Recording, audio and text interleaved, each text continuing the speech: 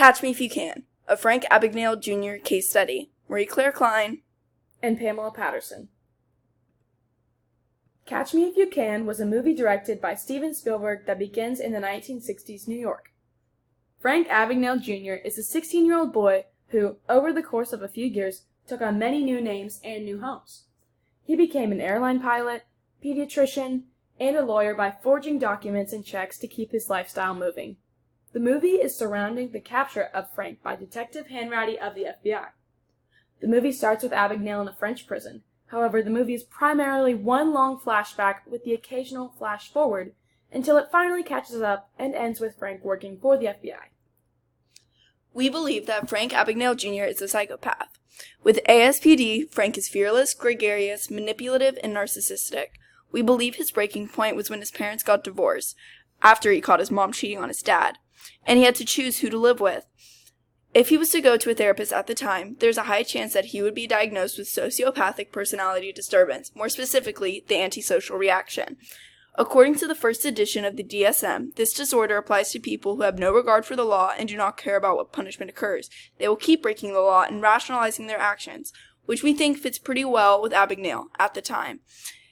The stigma around those with ASPD is that they are hateful people and murderers, just because of how they are portrayed in the media. However, 1% of the U.S. population are psychopaths. Frank Abagnale Jr. showed many characteristics of antisocial personality disorder throughout the movie, but the two that stood out the most was his fearlessness and his manipulation of innocent people. After Frank is arrested and brought back to America from France, he escapes by climbing out of a plane as it is landing. In actuality, many of his moves would be considered dangerous, including with the law. Also, he was very manipulative to push on his agenda. At a point where he got tired of running around and doing so many different jobs, he made a naive girl named Brenda fall in love with him in order to achieve the so-called American family lifestyle. However, Frank was never more aggressive towards people and animals than a normal person would be. Our personal treatment plan would be a long-term talk therapy with frequent follow-ups. Since there's no specified treatments for ASPD and patients can be difficult to work with since many of them do not believe the diagnosis is correct for them, we thought this would be the best course of action.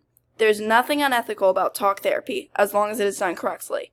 On another note, when the disorder was first being realized and tested with, if Frank got diagnosed at all, there's a chance he would have gone to a therapeutic community, which places a bunch of patients with each other with limited staff-patient interaction. However, it was found that with this disorder, that these programs were unsuccessful.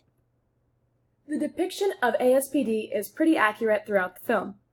Frank has a good majority of the characteristics of someone with the disorder. While all of his experiences and actions were over the top, it is a true story, although might be slightly dramatized. In conclusion, this movie helps show that someone with ASPD does not have to be a serial killer and want people to die.